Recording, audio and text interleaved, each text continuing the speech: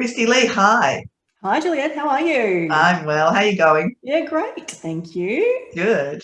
We're talking today about inputs versus Oh, outcomes. yeah. Big topic at the moment, this one, isn't it? Yeah, huge. And I Yeah. think, I mean, I've seen it for years. I remember years ago a colleague saying to me he worked at a bank. He was really uncomfortable because one of his employees wanted to work from home a couple of days a week. And his discomfort was because he couldn't see her. Mm-hmm. And I think even then, that was the thing. But now with so much virtual working, it's really coming to the fore, this one, I think. Yeah, and what I'm saying, it's kind of funny. I shouldn't laugh, but the businesses and the business owners that just can't quite get their head around it, they're freaking out. They're panicking because they can't see their people, and they therefore think that they're not doing anything. And the Yeah. ones that have really got their head around the fact that actually it's not about how much time we spend sitting behind a desk that matters, but what we get achieved in a day that matters. And it's a huge mental shift for some business owners, particularly, I think largely because they grew their careers working in a world where you were judged by the number of hours you sat behind a desk. Totally. I think that's exactly right. And if you have come from that environment, that's what you understand. This idea of letting that go and Mm. trusting that people have the best intent and want to do a good job is Mm-hmm. a difficult transition to make, I think, for Yeah. many. And I think it's a difficult transition even for us as business owners. I mean, if I think back to when I first started my business, I judged my own success in the day by how many hours I sat behind the desk. I mean, it was just so intrinsic to how I'd grown up literally working that I put my kids in daycare at 10 weeks old because I thought I had to be sitting behind the desk to be effective and productive. And it took me a long time to figure out actually I'm not particularly productive after a certain number of hours in the day because there's this law of diminishing returns. But Yes. we've judged ourselves by Yeah. that standard, particularly if you come from a corporate background, I think, where it's an expectation. So it's kind of natural that Mm. we've put that onto our teams to an extent.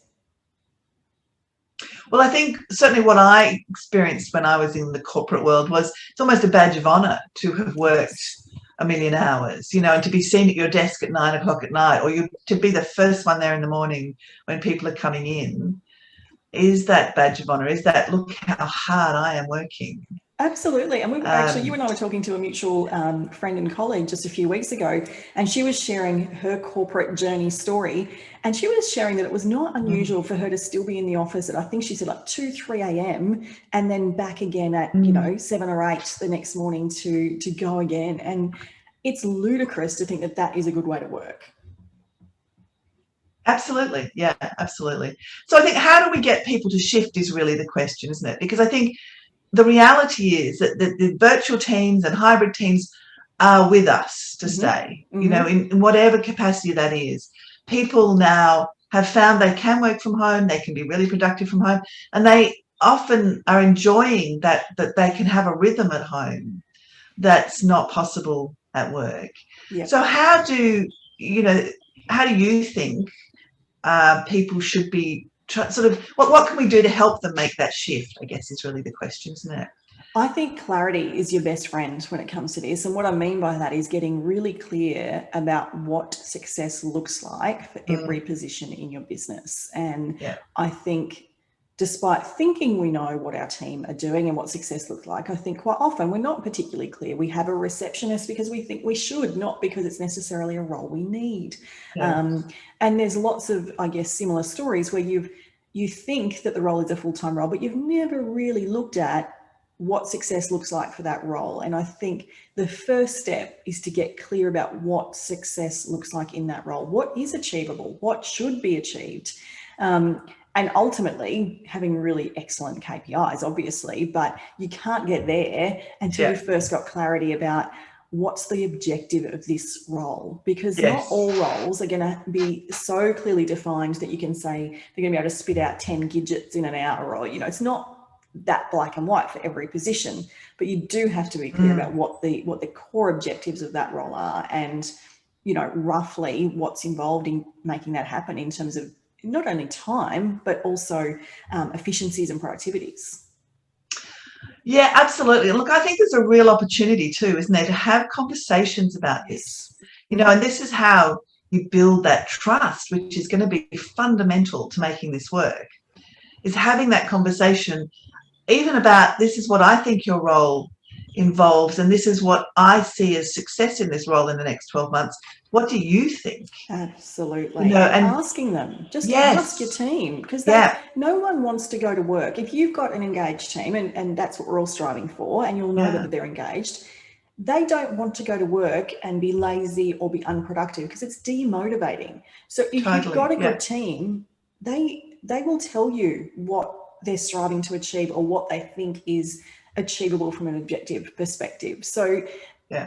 definitely involve them in the discussion. And actually, the example I think of is the Perpetual Guardian example in New Zealand, when they switched to this whole 4-day work week model. Mm. The first thing they did is went to the teams, went and 200 odd people, and said, what are your, how do we measure your productivity in your role? They asked the team for the input. Yeah. Well, and I think then they own it too, don't they? Yeah. I think when they have a say in designing it, they own it. And that's so much more powerful. And I think it should build trust both ways, because as a leader, if your people have said to you, this is what I think is the way my role should be measured, this is what success in my role looks like, then that should give you confidence that the person is owning the role and is owning their success in the role. Yeah. Yeah, because I agree. I think, we talk about in positive psychology being, oh, sorry, go on. Yeah, no, absolutely. I was just going to say, because if they're not tied into that, there's no drive for them to do it. And if it's off kilter, you'll know. Like if what they're telling you is not in line with expectations, just dig a little deeper, get curious, explore further. You don't have to take, sometimes employees just aren't comfortable with having these conversations. So they either go wildly ambitious or go the other way to protect themselves and be a little bit safe. Yeah. But it's not necessarily because they're lowballing their skills. Yeah. It's because they're not used to having these conversations. So, vulnerably, I guess. I think that's true. And I think this whole, I was just saying before, this whole, wanting to be part of something bigger is a real driver and a motivator for so many people. And when we give them that opportunity, I think one of the things I have seen in the last 18 months, particularly here in Melbourne, because we've been locked down for so long, is that leaders have stopped having that conversation about where are we heading. And there's this sense of being bunkered down in, well, just do your job and we'll just get through this. And the reality is this is going to be around for a while longer, and we need to actually get that business as usual happening, which would normally be about getting everyone together and saying, this is where we're heading, and this is the goals and this is what we need to achieve, and then starting to translate that down into people's roles. And what I'm seeing is with some teams, that's getting lost because the leaders are saying, well, we're not all in the same space, so we're just going to plow on. And we'll talk about our goals and things later when we can get together. That's really interesting, because the other thing I was just thinking was, in terms of this, what does success look like? The key to that is tying it back to your organisation's vision, mission, goals, objectives, whatever they are. But if you're not articulating those to your team, that's a problem, because we all know that for any team to be highly successful, but particularly in times where we're dealing with change and difficulty and uncertainty, having a future vision, having a future direction, and being future focused towards that is critical to get everyone moving forward. So if we've stopped communicating that, that's a real problem. So that has to happen. I think so, because then what do they tether to? What are they aiming for? And what you see, and what I have seen in a couple of these teams, is that people are then just doing their own thing, and they're just focused on their thing. And they might come together as a team once a week, or they might work with a few others in the team because that's what they need to do to get the job done. But the sense of team is getting lost. And when we talk about culture and the behaviours we want that support our values, what I've seen is some of that has also fallen away. And because the leaders are not focused on sort of keeping everybody cohesive and together and heading in a single direction, it's starting to slide a bit. It's looks like something you've left on the bench overnight. It's just gone, Yeah, and it's interesting, because if you have that environment, what you're going to have is groups of high performing, intense, intelligent individuals floating around, not going anywhere together, and possibly even worse, going in different directions. Yeah. Well, and I think also if you're not linking them to something, if they're not feeling a sense of achievement, good operators will go. You know, good people will just go and find something that motivates them more, because it is unmotivating. And you know, you then add into that homeschooling and the pressures of lockdowns that are everywhere at the moment, and some of the difficulties of, you know, the lack of communication across virtual and hybrid teams. You add all that in, and a good performer is going to start saying, is there somewhere better I could be? Yeah. And this is where being really clear is important as well. Like you've just touched on, if you've got staff that are juggling homeschooling or care responsibilities or just the general, you know, stress that goes with these kind of lockdowns, if you're unclear about what achievement looks like in that role, it's going to be really hard, because they're not going to be at their desk necessarily 8 to 4, 9 to 5 if they're also trying to homeschool, particularly a young primary school child. Yet if they are clear on what their objectives are, they might very well achieve those objectives between 3 and 8 p.m. in the evening, when they've got the time to focus, they've got the capacity, probably got more support.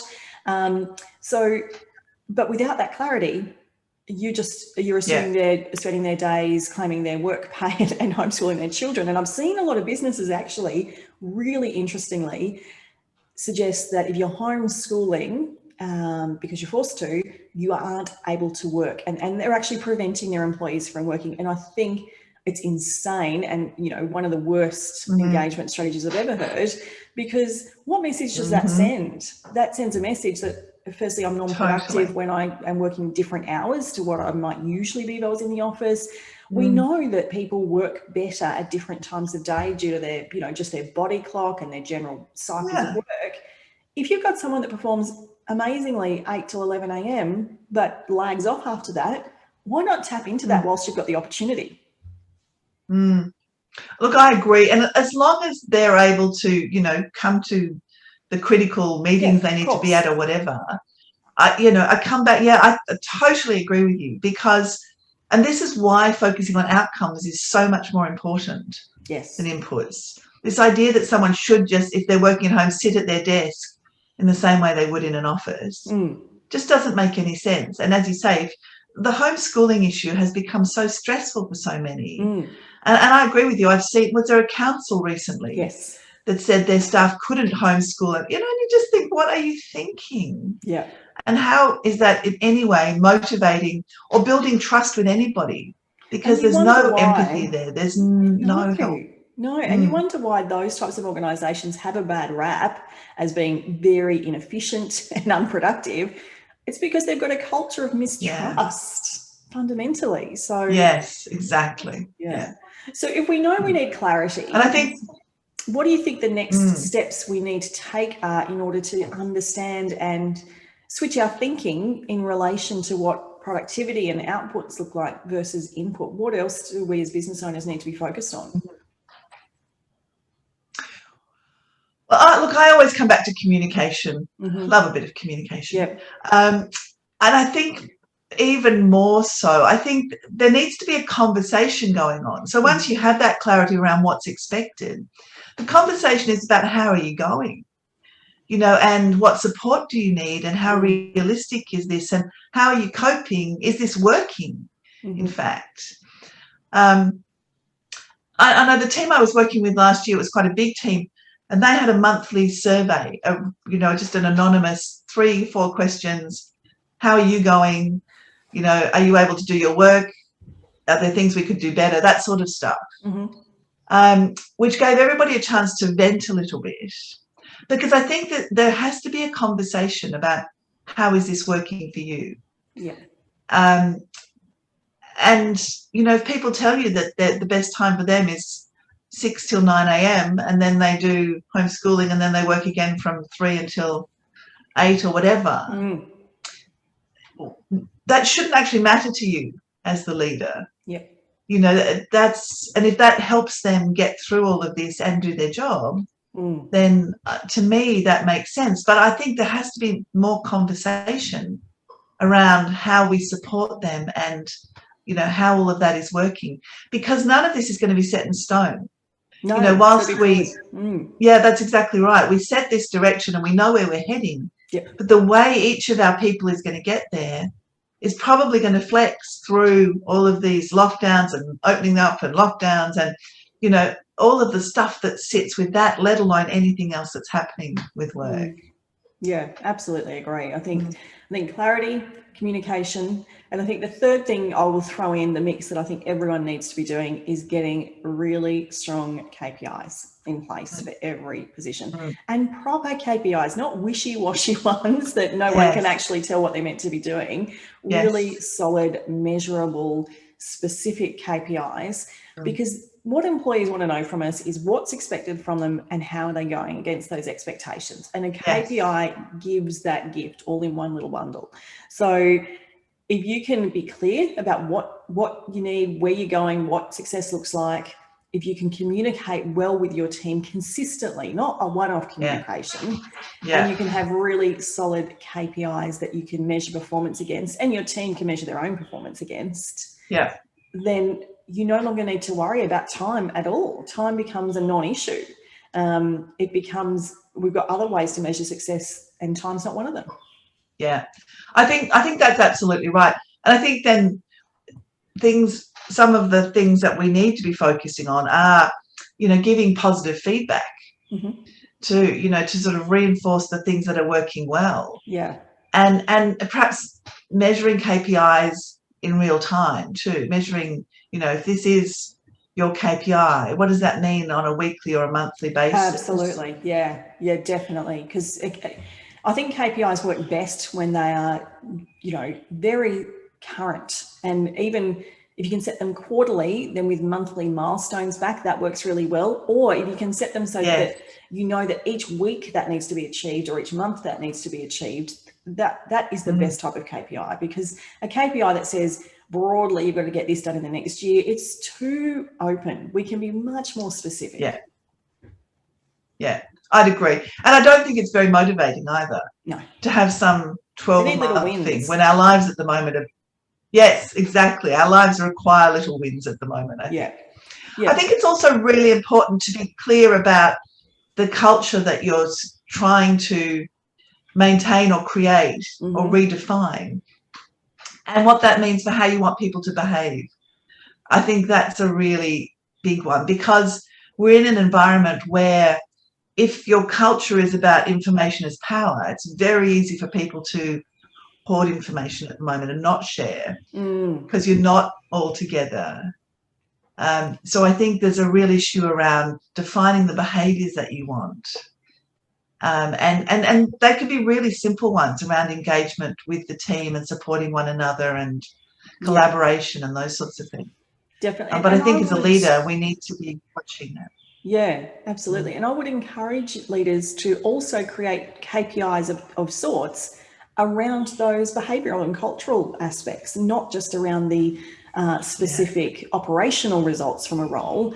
But I definitely, when I'm working with a business, I will encourage them to have a range of KPIs that are common across all positions in that organisation at every level that deal with these behavioural things that is expected of everyone. And there might be some little nuances between the leadership team in terms of how we expect them to show up with a particular value or behavioural expectation compared to some of the staff.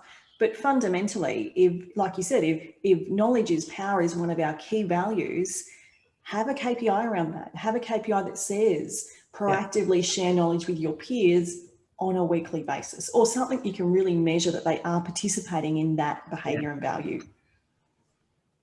Yeah, I agree. And we come back around there to clarity, don't we? Yeah. I think this is the thing, it's being really clear. Yeah. It is, totally. But I think it's easy to forget it in this sort of situation where we haven't necessarily chosen to go to virtual teams. It's just been forced upon everybody. Yeah. And it does take energy and effort to actually sit down and be really specific about how that works now for the team. Yeah. And how it works for individuals. Definitely. And I think part of the problem is I think we saw this last year when we all went into crisis mode. This isn't crisis mode anymore. This is just life as we know it now. But half of the battle comes from us as the leader or the business owner not being clear in our own minds, because Yes. of course we can never communicate it clearly with our team if we're not clear ourselves. And I think we just get so busy putting out the fires and doing what we need to do that we lose clarity ourselves. And until we can either pause and get that clarity or, you know, just spend some time really getting it clear for in our own mind what this change of direction might mean, or what, you know, what success is looking like, then we're never going to get it right when it comes to communicating with our team. So if that means you need to take some time or take a pause or do some work on that, that would be a very valuable use of your time. I agree. And even if that means just getting your managers together and, you know, defining all of that. I think also this is where celebration comes in too. You know, I talk about positive feedback, but I think also there's a real role for celebrating small wins in this environment too. You know, so celebrating when people are hitting KPIs, recognize that. We have these goals and this is how we were measuring them and we've done it. So well done, people, you know. And I think that's in this environment really motivating. And in a virtual team, I think it sends a whole lot of really good messages about the fact that you're not measuring their time and, you know, how long they sit at the desk. You're measuring what they produce for you. And I think that's really important. I agree. And there's going to be ways that you either bring the team together to celebrate, even if it's on Zoom, or you send them all something to their home address, or just find different ways to celebrate that, because they're not going to get that connection that they had being in the office when everyone is super excited to have achieved something. So find different ways to really honor that and to create space for that. And it can be, you know, get as creative as you like, but just find a way to do it. Yeah, totally. Yeah, no, I totally agree. So top 3 things you'd recommend for people in terms of focusing on outcomes rather than inputs? Clarity, communication, KPIs. I reckon that's our top 3. I'm there with you. And I'm going to add feedback to it. Communication. Okay, good. Yeah, cool. Lovely. Thanks so much, Christy-Lee. Lovely to talk. Another great chat. Look forward to talking to you again soon. See you then. Okay, bye. Bye.